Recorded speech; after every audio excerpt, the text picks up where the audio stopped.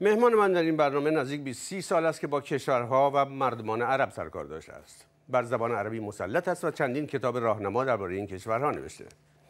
ولی در بین کشورهای عربی بیش از همه شیفته کشوری بوده که امروزها با خطر بقا روبروست. سوریه، کشوری که خانه‌اش در بخش قدیمی شهر دمشق موضوع کتاب اخیر اوست که زیر عنوان خانه‌ام در دمشق نگاهی از درون به انقلاب سوریه منتشر شده. دایانا دارک حالا خانه‌اش در دمشق را در اختیار دوستان بیخانه شده‌اش قرار داده. نظر او درباره اوضاع امروز سوریه چیست؟ به خصوص که بسیاری از آثار تاریخی که او را شیفته کرد و به اون کشور کشاند امروز یا نابود شده یا در خطر نابودی است.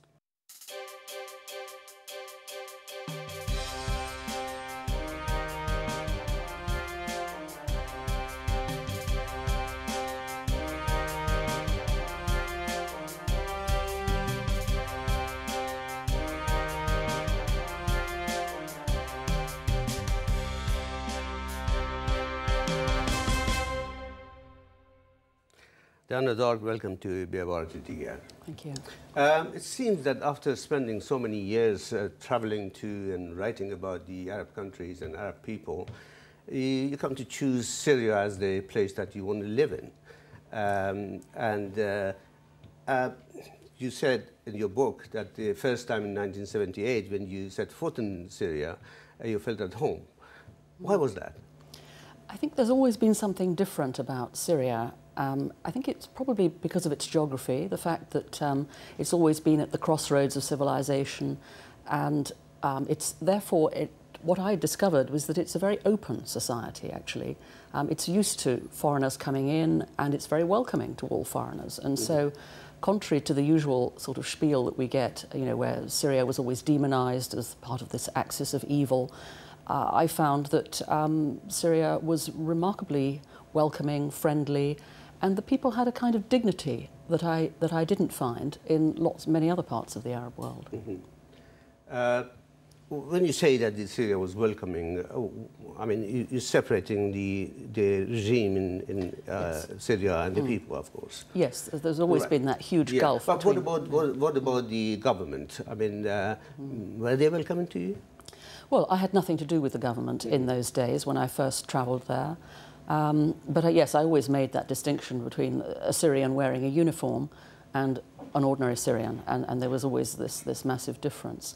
Although I have to say that when I went back to Syria, you know, before buying my house there, I did experience a lot of cooperation from the Syrian government at that time, in the early 2000s. I know that you mentioned the house. I mean, this is you bought an old house in the old city of Damascus, and that became the subject and the title of your book. Yes. And your book is My House in Damascus, an inside view of the Syrian revolution.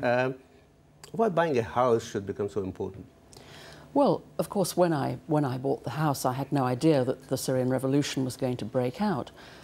I've always loved old buildings. I mean, the thing that first attracted me to the Middle East was the ancient cultures, the ancient history, the archaeology. And so I was in Syria researching a guidebook to Syria. I'd been commissioned by the Brat Guides to do this. So I was travelling all over the country with quite a lot of support, I might add, from the Syrian Ministry of Tourism in those days. They were keen to encourage tourism. And through a chance encounter in the old city, in one of the old palaces, the old courtyard palaces, I met a Syrian architect, you know, who noticed the level of my interest and who said, oh, well, you realise foreigners can buy. And I thought, what? You know, a foreigner can come along and buy a chunk of UNESCO World Heritage Site? That must be something wrong there. They assured me, no, it was possible. And so I then made a series of special trips to return, you know, separately to my research trips for the guidebook, to pursue this dream of buying a house. And the reason actually they were selling the house is because they didn't have enough budget to maintain it themselves. That's right. Or restore it or whatever. Well, Damascus is unique in having this extraordinary concentration of Ottoman houses. So, you know, from the 16th century onwards, a unique concentration. I mean, most of the other major cities have actually bulldozed theirs. I mean, Istanbul has lost most of its residential architecture. Cairo has. Aleppo still had some, but nowhere was there a concentration like that. And so, to my mind, this was a chance in a lifetime to come along, and the government only ever had enough money to restore a handful of these, and so I saw it as a kind of mission to come in and buy a chunk of a UNESCO World Heritage Site and restore it, you know, and it was sort of me enabling a dream of my own, but at the same time a sort of gift to Syria, a gift to Syria's cultural heritage. Yeah. Tell me a little bit more about the house. I believe it was the 7th century Ottoman house. Yes, well, like so many houses in Damascus, it's a blend, because Syria's been continuously inhabited. So, you know, earthquakes, invasions, everything, parts of the city have been destroyed and then built up again. And so, like so many buildings, it's a blend of all these elements. So one side of the courtyard dates back to the 1600s, another side the 1700s, 1800s and 1900s. So it's a blend of all these things, which gives it this wonderful depth, you know, this organic depth that you feel the sort of culture and the history of the place when you're sitting in that courtyard. You say in your book that you actually restored it to the old type, what it was basically. You didn't want to modernize it or anything, you just wanted to have it restored. Well, that's right. That whole process took 3 years with the help of a lot of Syrian craftsmen who were brilliant, and we became the most wonderful team of a sort of cohesive team taking on, you know, this derelict shell. But I very much didn't want to restore it to a kind of artificial perfection. I said to my architect, look, it's an old house, I want it to stay old. And so, you know, where there was damage, we kept that damage, if you like, and all we restored was the infrastructure, you know, the wiring, the faulty plumbing. And so one of the metaphors of the book is actually likening that to the bath party of Syria, you know, that it was all smothered in a uniform layer of white cement, just like the Assad regime strangling the identity of the country, if you like, and we had to strip all that out, strip out the faulty infrastructure, the corrupt elements, if you like, and replace those. So now the house, you know, is very multicoloured, very sort of diverse, but it's got new proper functioning electricity, drains, everything else. So it's a kind of metaphor for what Syria has to go through. Well, as you say, yeah, you bought the house in 2005. You spent 3 years renovating it and restoring it. And how long did you live there afterwards? Well, I lived there in patches, on and off. What I did, because I was never terribly sure what I wanted to do with the house after. I just knew I wanted to restore it, to protect it, if you like. So obviously I'd spent all my money, I'd completely bankrupted myself in this process. So I thought, right, well, I've got to get some of the money back again. So I converted the top floor into a self-contained flat and rented that out to the Aga Khan Foundation, who were doing lots of cultural restoration work in the area. So it was perfect for them to have as a guest house for all their visiting specialists. So I had a wonderful sequence of people coming to live up there, you know, Yorkshire stonemason, an Italian fresco restorer, and I kept the downstairs for myself and friends and family whenever. So it was a very erratic kind of habitation. But the point is, because of the restoration process, I'd become really quite deeply embedded in Syrian society with a Syrian bank manager, you know, a Syrian lawyer, Syrian architect, all these workmen. I mean, it was just me on my own, putting my trust in local people, and they completely repaid that trust. But obviously you didn't expect for Syria to turn into what it is at the moment. I never expected it. I never saw it coming. And strangely, my architect actually has a real nose for these things. And I remember in the autumn of 2010, we were sitting in the courtyard, and he said to me, I notice a tension in the air. I think something bad is going to happen. And I said, what on earth are you talking about? And he said, I don't know, but I feel there's going to be a war. I can smell something. And I just thought, well, I don't know what he's, you know, this is just some fantasy of his. But, you know, within weeks of that, the Tunisian revolution broke out, and then Egypt, and then Libya. And, I mean, he somehow detected this coming, whereas I thought if it happens in Syria, it's going to be one of the last countries where people will be brave enough to do this. And sure enough, it was basically the last one in March 2011, when I was in the house on the 15th of March when the first demonstrations broke out. So, I mean, you lived among the Syrians, you knew them very well, you've written extensively about them, especially in your book here. Yes. You didn't detect any kind of conflict, like religious conflict, any tension? Absolutely no religious conflict. That was one of the most wonderful things about Syria, that, I mean, my bank manager turned out to be a Christian lady. I mean, and no, the fact that she was Christian was utterly irrelevant. Nobody even knew she was Christian until, by chance, she invited me to her house and I saw a crucifix on the wall. I mean, it had not been apparent, it was not obvious from anything she was wearing. And there were no divisions like that. In fact, there were a lot of mixed marriages between Alawis and Sunnis, and this is very common. Completely normal. I mean, Syria, for all its faults, the ID card was one of the very few where you don't state your religion. It's not on the ID card. So, you know, the Ba'ath Party did have some benefits, if you like. So why do you think Syria turned into such society which is rampant with all sorts of brutality, especially the kind of inter-religious conflicts and all? Well, I think this is tragically what's come out of the particular circumstances of the war. I think what genuinely began in March 2011 as a spontaneous uprising calling for all the things that we in Europe enjoy and take for granted, you know, freedom, democracy, reforms, some measure of equality. Because, you know, for 40 years the Assad regime had run the whole country like its own estate, like a kind of farm, you know, just milking the system for themselves and all the other people who had, you know, interests in the economy, with a few token reforms around the edges. But all the Syrians I knew, and I'm talking here ordinary people, not people in government as such, I mean, they knew all of this, they knew what was going on, but they also knew that there was this very, very strong security apparatus, the Mukhabarat, you know, who were watching everything. You know, 1 in 10 of the population is estimated to be linked in with the Mukhabarat in some way or other. And so, you know, and it was well known that because of this emergency law which existed, that this gave the state the power to just pluck you off the street if it felt like it and put you in prison.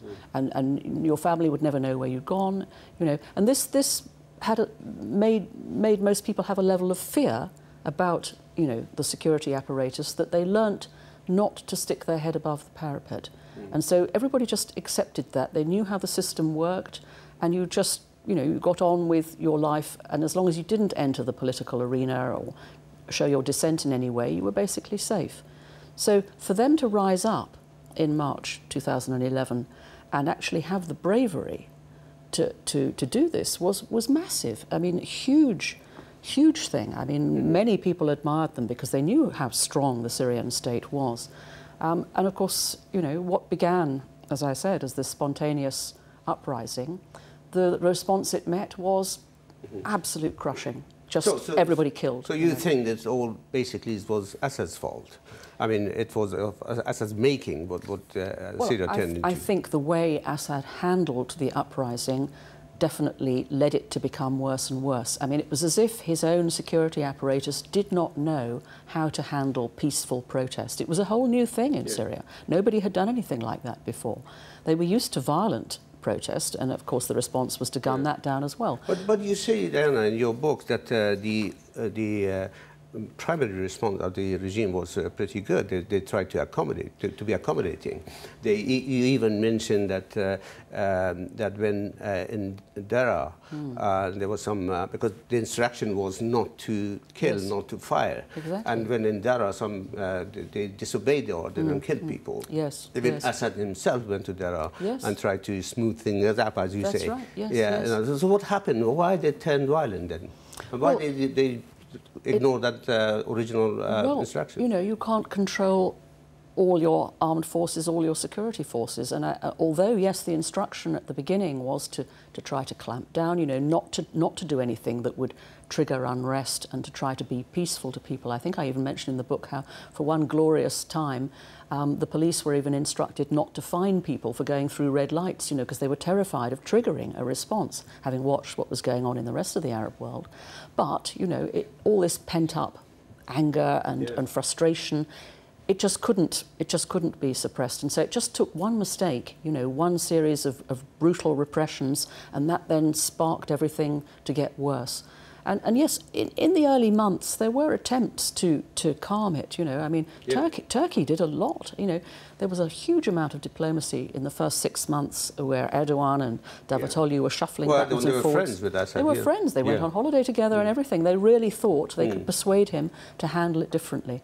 But tragically, as you know, the security forces, as I said, just didn't seem to be able to handle. They didn't know what to do, you know. So they just got more and more frightened and panicky and just shot people, basically. That was the response, and they thought they could kill it that way, instead of which it inflamed it.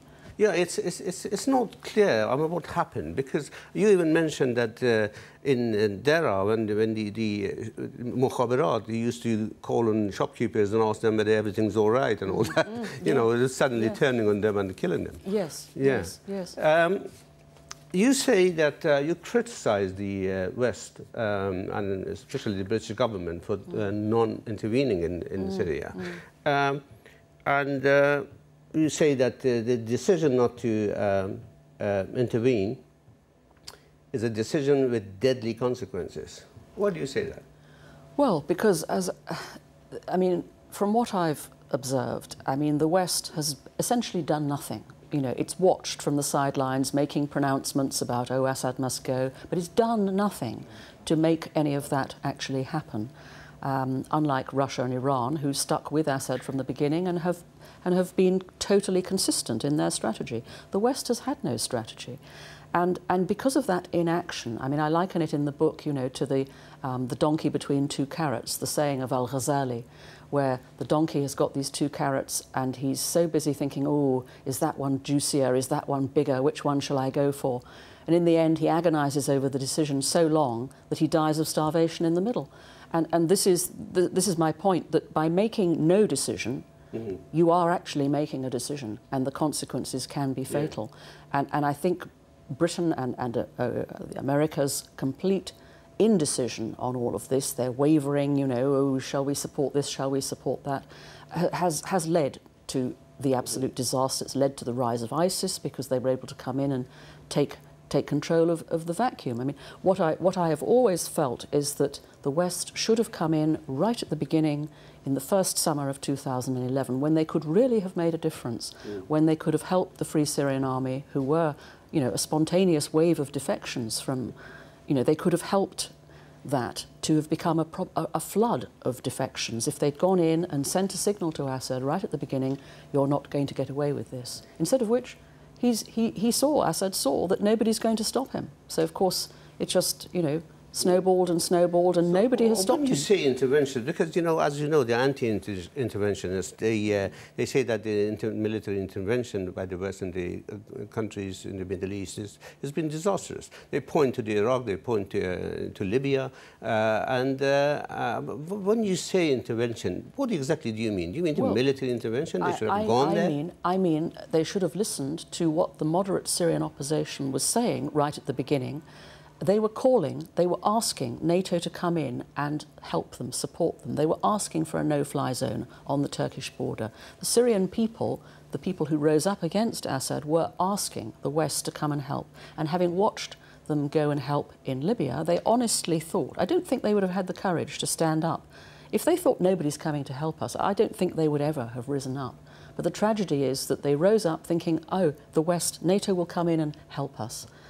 But they didn't. And so, you know, they got annihilated. I mean, this is the tragedy that of so many of these deaths, you know, over 250,000 deaths, these are the moderate people who were brave enough to stand up, plus all all the civilian fallout from that. You know, this is what's so tragic. Then when the West started supporting the Free Syrian Army and others, you know, opposition, they're sending arms and they ended up in the hands of the most extremist. That was all too late by then. I mean, none of that happened. I mean, it was very, very slow, incredibly slow. So years went by before the Gulf states finally delivered on some of their promises to supply arms. I mean, I know this, you know, from talking to Syrians who were involved in this, and they said, look, they may say they're giving us things, but for the whole of 2011, 2012, they were given nothing. They were just having to, you know, actually spend their life savings to get ammunition and whatever. And they were being annihilated. And by the time bits of money did come through, it was basically too late. And ISIS had already been given the chance by then. I mean, I liken it in the book to a germ put in a perfect environment in which to multiply. You know, it's like being put in a perfect specimen jar of agar jelly, you know, like experiments we did at school, where it just multiplies because perfect environment, lawlessness, lack of control. And Assad let them be, thinking, oh, well, they're only in Raqqa. Who cares about Raqqa? It's just a provincial backwater. Never imagining what it would turn into. And again, the West sort of thought, well, you know, nothing that's not going to be dangerous. So you think it's too late now? It's too late now, absolutely too late now. So now that they're talking about somehow involving Assad or letting him remain in power until they negotiate. Now the Russians are involved, the Iranians are involved. Do you think this position that the West is taking at the moment is wrong?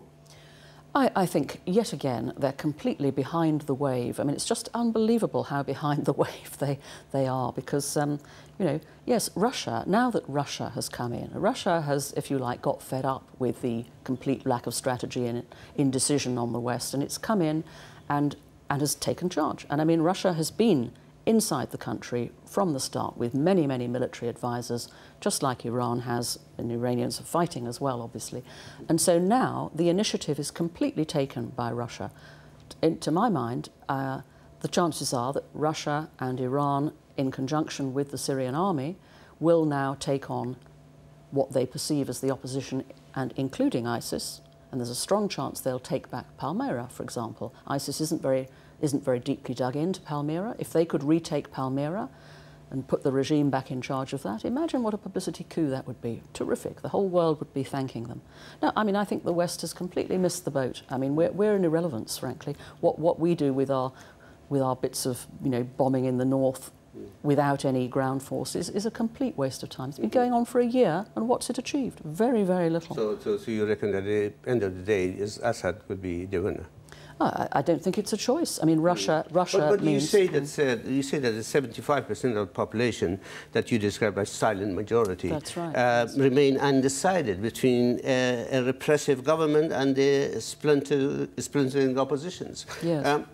How did you come to that figure, 75%? Well, I think now it's moved on a little since then. I think with Russia's intervention now, I think everything has changed. And what I'm now hearing from my Syrian friends who are still inside Syria is that actually now that Russia has done this, you know, they can see that you know, that's not going to stop. I mean, Russia is not at this stage going to change its mind about who it's backing. You know, I mean, this is a fait accompli on the ground, and that can't be messed up, if you like, by anything that the West does or doesn't do now, short of turning the whole thing into a, you know, the Third World War, which is obviously nobody's going to do. So yes, I think the West has just left it too late, and I think. Certainly for now, Assad will stay, and most Syrian people recognise that this is how it has to be, because he has the ground forces there who are coordinating with the Russians, and they can do things like take back Palmyra. They can do specific targeting, and I suspect that in a very short period of time, the Russians can achieve far more than what the Americans have achieved in this last entire year, spending all that money. Do you think Assad has lost all the support in the country, or do you think it still has some? I think he's still got some support. And the other thing you have to realise is that, of course, most of the population that's left inside Syria now, which is estimated to be about 16, 17 million from its original 22 million, you know, because they've fled, you know, outside the country or to Europe or wherever. So it's a smaller population, but about half of that population has moved into regime-held areas. So it's moved onto the coast and into Damascus. And so the regime, if you like, is sheltering over half the population. And those people may not be pro-Assad, but they know that they're safer in that pro-regime area, especially now with Russia involved, than they are anywhere else. So I think it's just an acceptance of the reality on the ground, that this is the way they're going to be safest. You described Syria as the birthplace of civilization, and that's what attracted you mainly to Syria and all that. But now that you see all these remaining of that civilization is being constantly destroyed in such a brutal manner, so how do you feel? Well, I do feel it's a huge tragedy. I mean, I've described it as like Syria's soul being erased, because in my experience, Syrians do have a very, very deep sense of their own cultural history. They're very attached to, you know, all these relics from previous civilizations. This is part of the Syrian identity, and so watching that being obliterated has been incredibly hard for them, immensely depressing. And it's one of the things, I think, that's led them to give up on their country after 4 years and then watch places like Palmyra being exploded in a second. I mean, this is contributing to the exodus, the massive drain of people leaving and heading to Europe, you know, because they think, well, what future is there in Syria? Mm-hmm. Dayana, you in the 70s, you started studying German and philosophy in Wadham College of Oxford University. But after a year, you switched to Arabic and you studied Quran. What attracted you to the Arabic and Quran? Well, you see, German, my mother's German, and so my father was a professor of German. My brother had done French and German before me at university, so I was just following the family conveyor belt, if you like. And then when I got to Oxford, I realised, wait a minute, I don't even like German. What am I doing? But I knew I was basically a linguist, so I thought, right, I want to switch to a language that I can start from scratch. And Oxford would have let me do pretty much, you know, I could have done any of the Far Eastern languages, Sanskrit, Farsi, you know, Turkish, even Russian I could have done. But for me, I never agonized about which to choose, because I immediately made a decision it had to be Arabic, because I was drawn, as I mentioned at the beginning, to this fact of this place where civilization began. You know, the early river cultures, the Tigris, the Euphrates, Mesopotamia, the Nile Valley, all of that drew me, and I was fascinated by the early cultures there. And so I decided to do Arabic. I'd had no previous connection in my family with the Arab world. I'd never been east of Greece, actually. So it was a leap into the unknown, but I really enjoyed it, and I loved Arabic from the start. I thought it was a fabulous language, incredibly rich. And as I learnt more and more about the culture, I was very, very... I've never regretted it for a second. Thank you very much, Dayana Dark, for being the guest of Birvar Tidiga. Thank you very much. Thank you. Thank you.